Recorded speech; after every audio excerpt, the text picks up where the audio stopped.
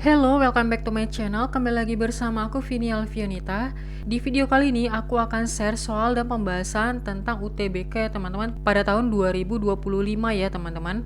Nah, ini adalah video part yang kedua. Kalau teman-teman belum nonton yang part pertama, bisa cek di description box atau bisa cek di link aku namanya Study With Me ya. Di situ ada banyak soal-soal tentang psikotes, BUMN, UTBK dan lainnya. Dan seperti biasa, di sini aku akan sediakan 20 soal. Untuk satu soalnya itu aku kasih jeda waktu 10 detik untuk teman-teman menjawabnya ya. Kalau teman-teman merasa 10 detik kecepatan atau kelamaan, teman-teman bisa pause atau atur sendiri dan nanti kita akan jawab bareng-bareng. Dan kalau misalnya teman-teman punya jawaban yang berbeda dariku, bisa banget komen di bawah dan kasih tahu alasan teman-teman semuanya ya. Oke, tanpa berlama-lama langsung saja kita masuk ke soal yang pertama. Jangan lupa dukung channel aku ya dengan cara subscribe. Terima kasih.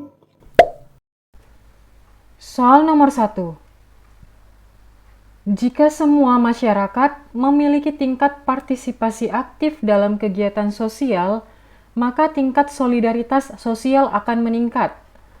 Semua lapisan masyarakat di Kota Gresik memiliki tingkat partisipasi aktif dalam kegiatan sosial.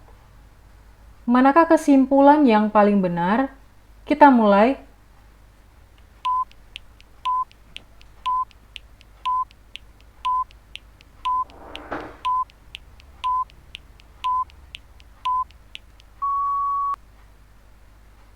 Stop.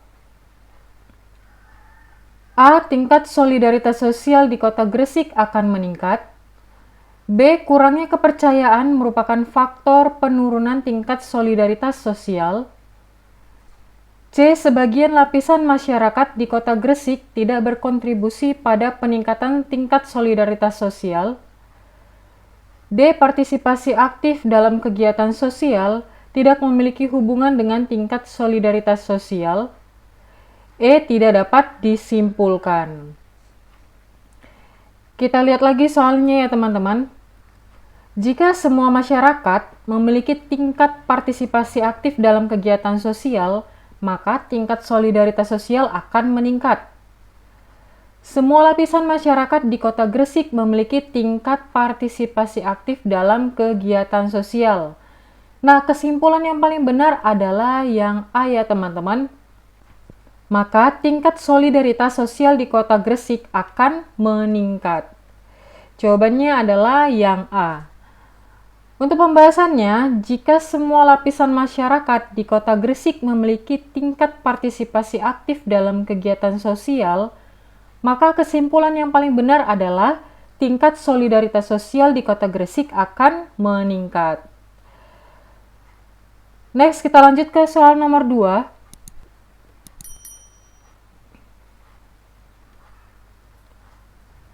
Mamalia memiliki tulang belakang dan kelenjar susu. Moluska tidak memiliki tulang belakang atau kelenjar susu. Manakah kesimpulan yang paling benar? Kita mulai.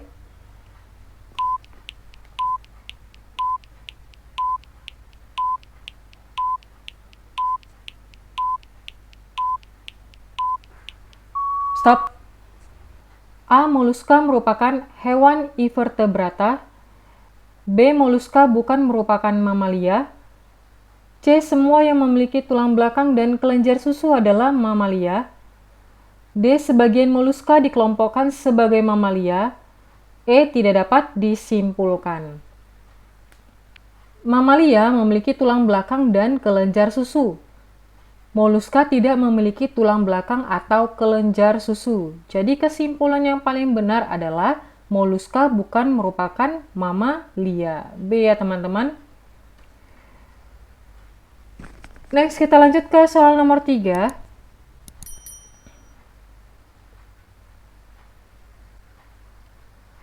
Kesenjangan gaji antara pria dan wanita dikaitkan dengan ketidaksetaraan gender di tempat kerja.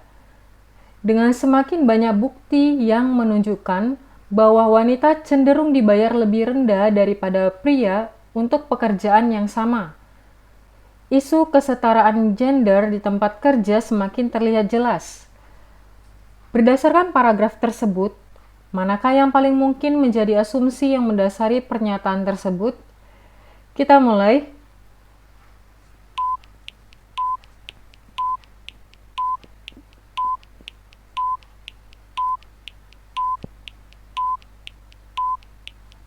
Stop. A. Wanita cenderung memiliki kualifikasi pendidikan dan pengalaman yang lebih rendah daripada pria. B. Perusahaan cenderung memprioritaskan karyawan pria untuk promosi dan kenaikan gaji. C. Wanita memiliki preferensi untuk pekerjaan yang bayaran rendah. D. Pemerintah telah menerapkan undang-undang yang menjamin kesetaraan gaji antara pria dan wanita.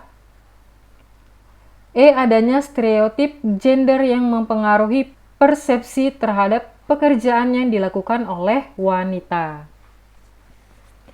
Berdasarkan paragraf tersebut, manakah yang paling mungkin menjadi asumsi mendasari pernyataan tersebut? Jawabannya adalah yang E ya teman-teman. Adanya stereotip gender yang mempengaruhi persepsi pada pekerjaan yang dilakukan oleh wanita. Untuk pembahasannya, pernyataan ini dianggap sebagai asumsi yang kuat karena menyiratkan bahwa ketidaksetaraan gaji antara pria dan wanita dapat dikaitkan dengan adanya stereotip gender yang mempengaruhi persepsi terhadap nilai pekerjaan yang dilakukan oleh wanita. Jika hal tersebut mempengaruhi, maka kemungkinan besar wanita akan diberi kompensasi yang lebih rendah, bahkan untuk pekerjaan yang memiliki tingkat tanggung jawab dan kualifikasi yang sama dengan pria. Oleh karena itu, asumsi ini menjadi landasan untuk menyatakan bahwa hubungan antara stereotip gender dan ketidaksetaraan gaji dapat terkait dengan persepsi terhadap nilai pekerjaan wanita. Jadi adanya stereotip gender ya teman-teman untuk mempengaruhi persepsi pada pekerjaan yang dilakukan oleh wanita. Next, kita lanjut ke soal nomor 4.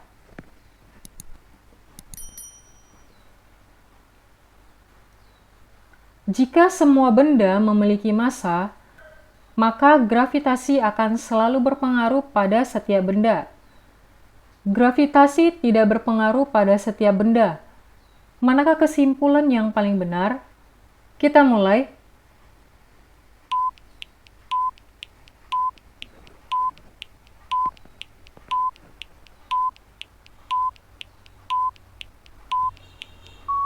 Stop. A. Beberapa benda tidak memiliki massa. B. Gravitasi hanya berpengaruh pada benda di luar atmosfer. C. Terdapat benda yang tidak terpengaruh oleh gravitasi. D. Beberapa benda memiliki massa nol. E. Tidak dapat disimpulkan. Jika semua benda memiliki massa, maka gravitasi akan selalu berpengaruh pada setiap benda. Gravitasi tidak berpengaruh pada setiap benda. Ini langsung kita coret ya teman-teman. Jadi kesimpulan yang paling benar adalah semua benda memiliki massa. Dari pernyataan tersebut, yang paling benar adalah yang A ya teman-teman. Untuk pembahasannya bahwa berdasarkan logika, premis pertama merupakan gabungan dari implikasi dan kuantor universal, di mana apabila Q tidak terpenuhi, maka P juga tidak terpenuhi. Oleh karena itu, jika gravitasi tidak berpengaruh pada setiap benda, maka ada beberapa benda yang tidak memiliki massa. Dengan demikian, jawaban yang tepat adalah A, yaitu beberapa benda tidak memiliki massa. Next, kita lanjut ke soal nomor 5. Kalau teman-teman punya jawaban yang berbeda dariku, bisa banget komen di bawah ya. Kasih tahu alasan teman-teman semuanya. Next, soal nomor 5. Saat ini, pemerintah daerah A sedang giat membangun ruko UMKM untuk meningkatkan pariwisata di daerah tersebut. Pemerintah berpendapat bahwa UMKM dapat menarik minat wisatawan untuk berkunjung. Manakah pernyataan berikut yang memperlemah pendapat pemerintahan tersebut? Kita mulai.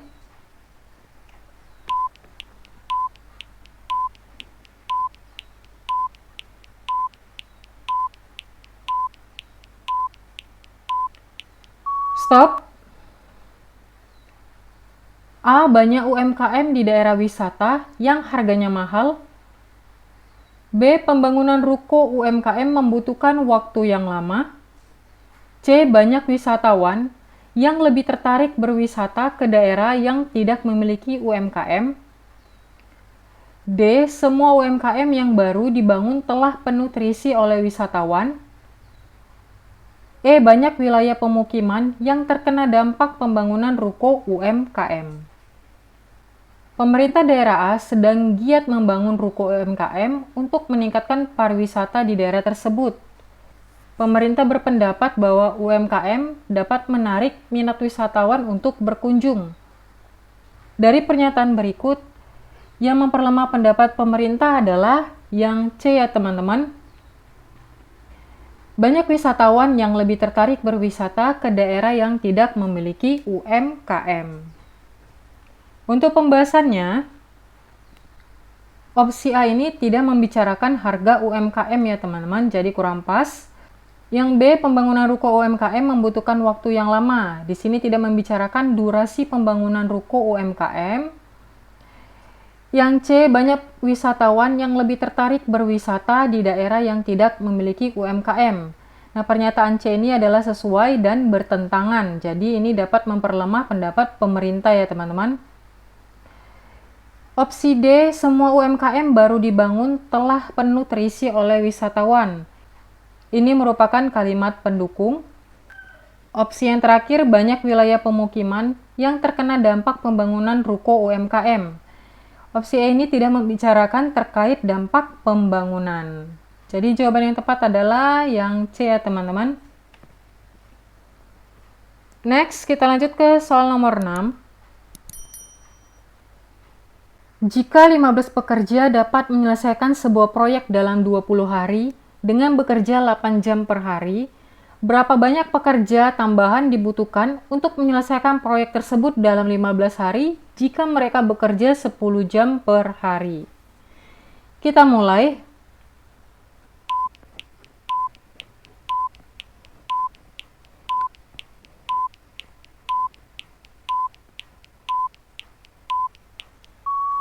Stop. A 1 orang, B 3 orang, C 8 orang, D 12 orang, E 16 orang. Yang ditanya adalah pekerja tambahannya ya teman-teman. 15 pekerja dapat menyelesaikan proyek dalam 20 hari dengan bekerja 8 jam per hari. Berapa banyak pekerja tambahan untuk menyelesaikan proyek tersebut dalam 15 hari jika mereka bekerja 10 jam per hari? Jadi ini kita masukkan perbandingan berbalik nilai ya teman-teman. Untuk pembahasannya, data yang diketahui 15 pekerja itu membutuhkan 20 hari dikali 8 jam per hari. Sedangkan tambahan yang dibutuhkan untuk mengerjakan 15 hari dikali 10 jam per hari itu menggunakan prinsip berbalik nilai. Jadi 15 sama dengan 15 dikali 10, Y sama dengan 20 dikali 8. Ini untuk perbandingan berbalik nilainya ya teman-teman. Ya langsung aja kita masukkan 15 per Y sama dengan 15 per 16. Ini dapatnya dari mana ya teman-teman? Ini kita matikan. 10 ini bisa habis kita bagi 2. Jadi 15 dikali 10 sama dengan 15. 8 dikali 2 sama dengan 16. Yang ini langsung kita balikkan teman-teman. Jadi Y per 15 sama juga ini poinnya kita balikan 16 per 15. Langsung aja kita matikan yang 15 dengan 15, maka Y sama dengan 16. Jadi untuk menyelesaikan proyek tersebut dalam 15 hari dengan 10 jam kerja per hari, dibutuhkan sebanyak 16 orang pekerja. Namun karena sudah ada 15 orang pekerja sebelumnya, hanya perlu tambahan 1 orang pekerja ya teman-teman. Jadi jawabannya adalah yang A ya. Karena yang ditanya di sini adalah hanya pekerja tambahan yang dibutuhkan, bukan total untuk semuanya. Next, kita lanjut ke soal nomor 7.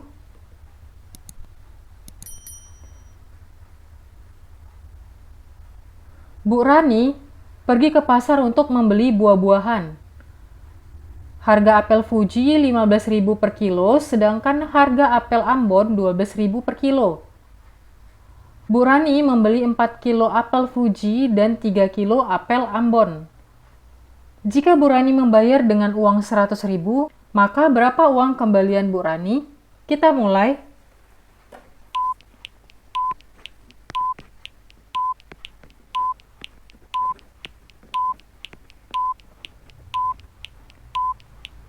Stop.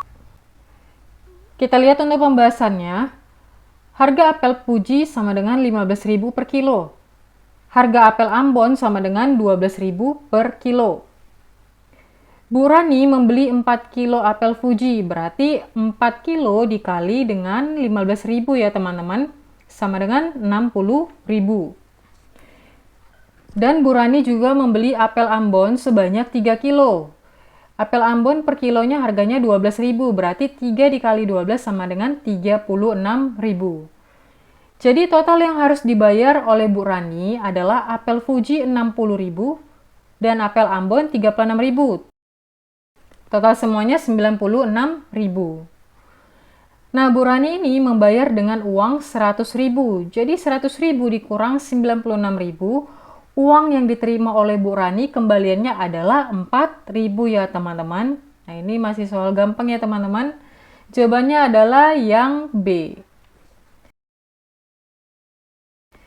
Next kita lanjut ke soal nomor 8.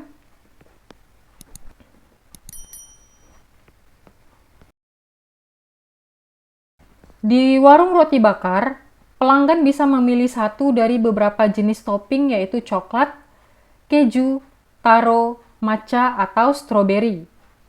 Namun, kokinya terkenal ceroboh dan sering salah memberi topping.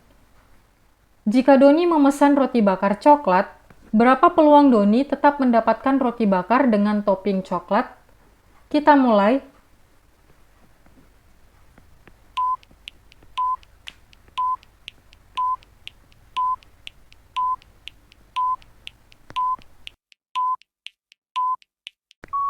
Stop. A 1/10, B 1/5, C 2/5, D 3/5, E 1/2.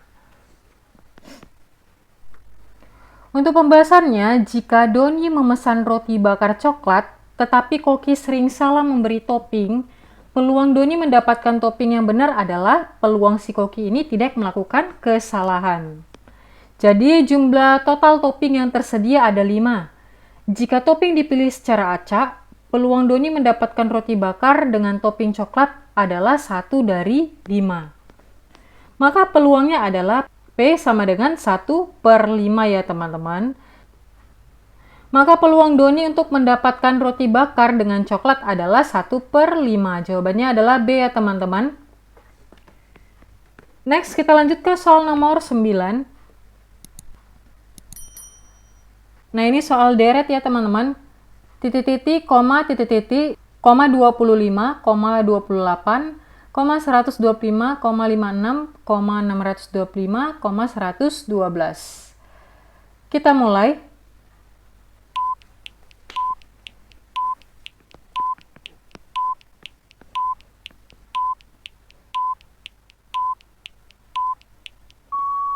Stop.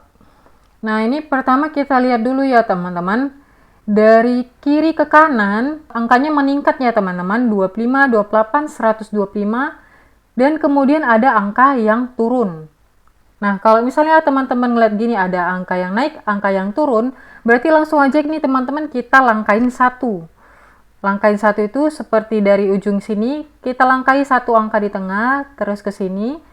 Dari sini kita langkai satu angka ke tengah langsung ke sini. Gitu ya teman-teman, dan begitu seterusnya. Jadi untuk jawabannya seperti ini ya teman-teman. Nah, kita cari tahu dulu nih teman-teman. Karena ini kita belum dapat jawabannya. 25 titik-titik dapatnya berapa nih? Karena kita belum tahu, kita cari di sebelahnya. 125, kalau kita bagikan 25 hasilnya adalah 5. Kita cari lagi yang sebelahnya. 625 kalau kita bagikan dengan 125 hasilnya adalah 5. Berarti ini semua adalah perkalian ya teman-teman. 25 dikali 5, 125. 125 dikali 5 sama dengan 625.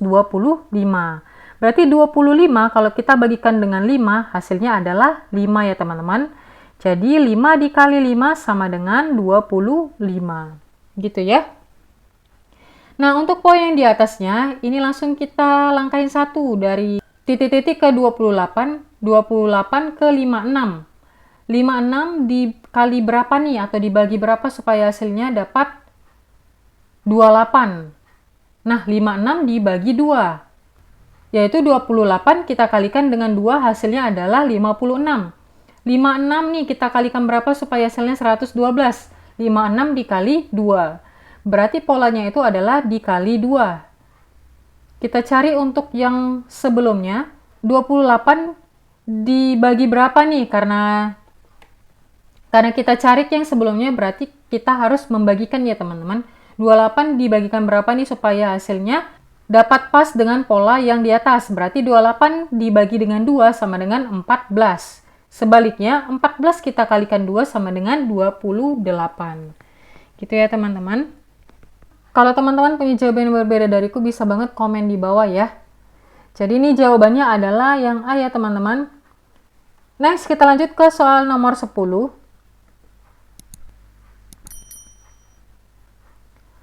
168 bla bla bla, 147, 108, 126, 120, titik-titik 132. Kita mulai.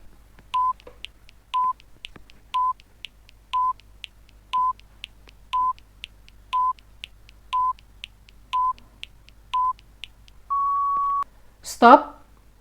Nah, ini juga hasilnya dari tinggi ke rendah. Kemudian tinggi lagi ya teman-teman. Nah, ini acak ya teman-teman. Berarti kita harus cari satu langkah ya. Nah, jawabannya seperti ini. 168 kita langkai 1. Dikurang berapa nih supaya hasilnya 147? Dikurang 21. 147 kita langkai 1 ke 126. 147 dikurang berapa supaya hasilnya 126? Adalah 21. 126 ke 105. 126 kita kurangkan berapa nih supaya hasilnya 105 dikurang 21. Berarti pola yang di bawah ini adalah kurang 21, kurang 21, dan kemudian nanti di sini kurang 21. Gitu ya teman-teman. Untuk pola yang di atas, ini masih titik-titik ya teman-teman, jadi kita belum tahu yang ini. Langsung aja ini kita langkai 1 ke 108. Nah, pola yang ini belum kita cari dulu nanti ya teman-teman. 108 ke 120 kita tambahkan berapa nih teman-teman? Karena kan angkanya semakin meningkat. Berarti kita tambah. 108 ditambah berapa supaya hasilnya 120? Ditambah dengan 12. 120 ke 132. Ini juga meningkat. Mengalami peningkatan berarti kita tambah. Ditambah berapa teman-teman? Ditambah dengan 12. Berarti pola yang di atas ini adalah ditambah 12. Jadi 108 kita kurangin dengan 12 hasilnya adalah 96. Begitu juga sebaliknya 96 kalau kita tambahkan 12 hasilnya adalah 108. Jadi jawaban yang paling tepat adalah yang D ya teman-teman, 96 dan 105. Next, kita lanjut ke soal nomor 11.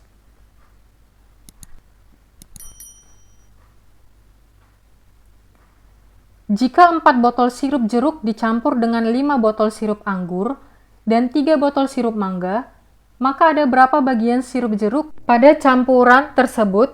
Kita mulai.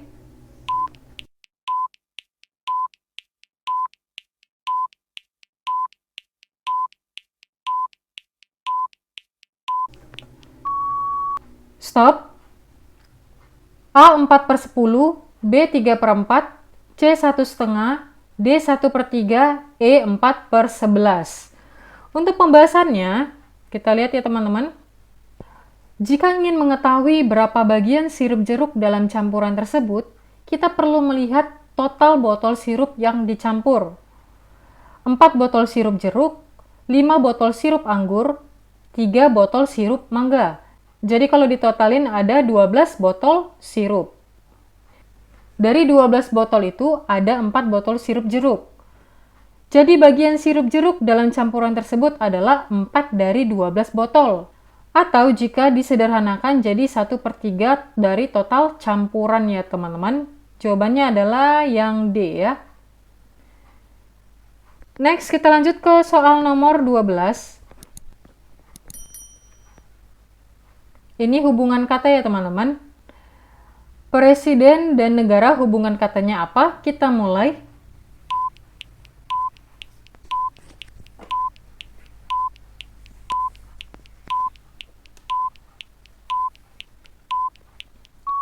Stop. A. Kepala dan topi, B. Rumah dan atap, C. Kepala dan rambut, D. Menteri dan instruksi, E. Ayah dan keluarga. Jawaban yang tepat adalah yang E ya teman-teman. Kenapa E? Karena presiden merupakan kepala negara dan ayah merupakan kepala keluarga. Jadi kita cari hubungan katanya teman-teman dari A ke B, dari C ke D gitu ya. Atau bisa aja nih teman-teman dari A ke C, dari B ke D. Jadi ada beberapa opsi untuk mencari hubungan kata ya. Next kita lanjut ke soal nomor 13. Cendrawasih dan Nuri. Kita mulai.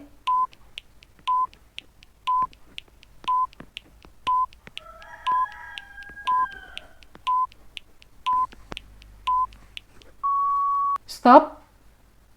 A. Anjing dan herder, B. Anoa dan merak, C. Lohan dan koki, D. Kucing hitam dan singa, E. Ular dan kobra.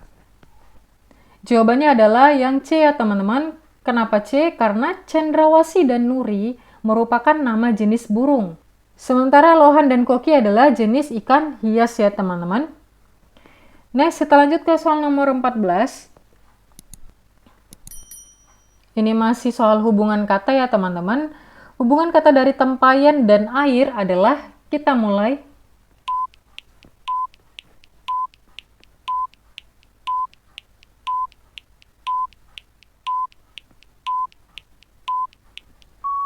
Stop. A. Tes dan buku, B. Gelas dan baki, C. Kasur dan kapuk, D. Pundi-pundi dan uang, E. Rokok dan asbak.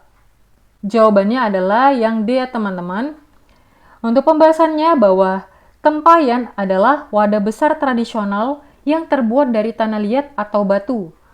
Tempayan ini digunakan untuk menyimpan air, bahan makanan atau minuman. Sementara pundi-pundi adalah tempat untuk menyimpan uang ya teman-teman. Jawabannya adalah yang D. Next kita lanjut ke soal nomor 15. Ini antonim ya atau lawan kata. Antonim dari kata rejeksi adalah, kita mulai.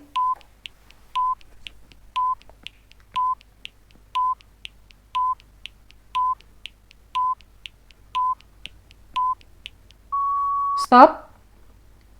A. Penolakan, B. Penerimaan, C. Suntikan, D. Panggilan, E. Penghancuran. Jawabannya adalah yang B ya teman-teman, penerimaan. Kenapa penerimaan? Kita lihat pembahasannya. Rejeksi berasal dari bahasa Inggris atau rejection, yang artinya penolakan. Maka lawan kata yang tepat dari penolakan adalah penerimaan. Next kita lanjut ke soal nomor 16. Antonim atau lawan kata dari kendala adalah, kita mulai.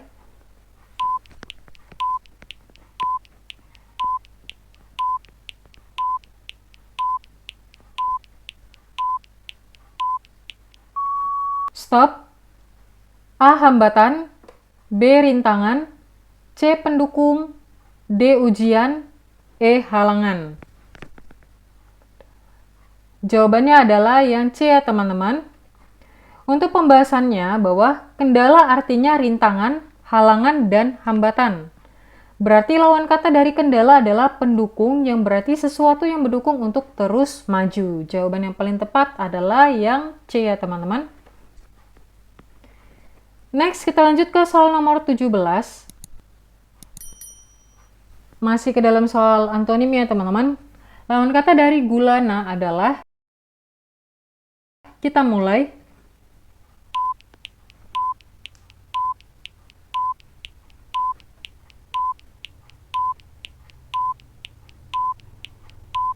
Stop.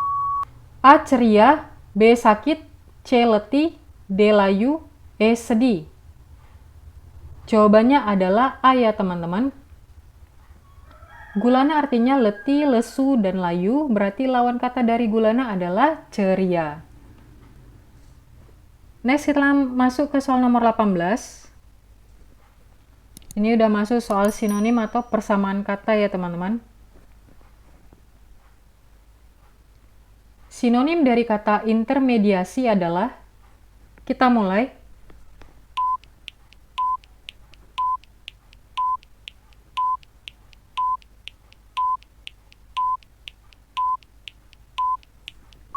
Stop. A. Penjualan. B. Tidak susah. C. Cukup. D. Terus terang. E. Perantara. Jawaban yang tepat adalah E ya teman-teman, perantara. Intermediasi berarti hubungan atau perantara. Jadi persamaan kata dari intermediasi adalah perantara ya teman-teman. Jawabannya adalah yang E. Next, kita lanjut ke soal nomor 19. Ini masih masuk soal sinonim lagi ya teman-teman. Sinonim dari kata faksi adalah, kita mulai.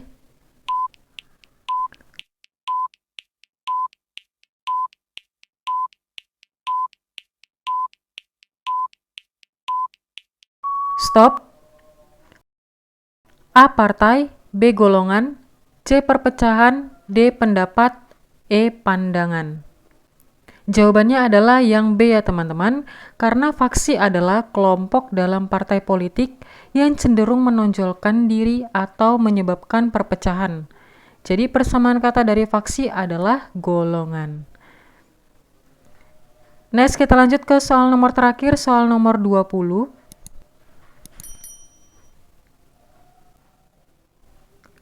Sinonim dari kata warta adalah A. Berita. B. Hasil. C. Benda. D. Harta. E. Kalimat. Kita mulai.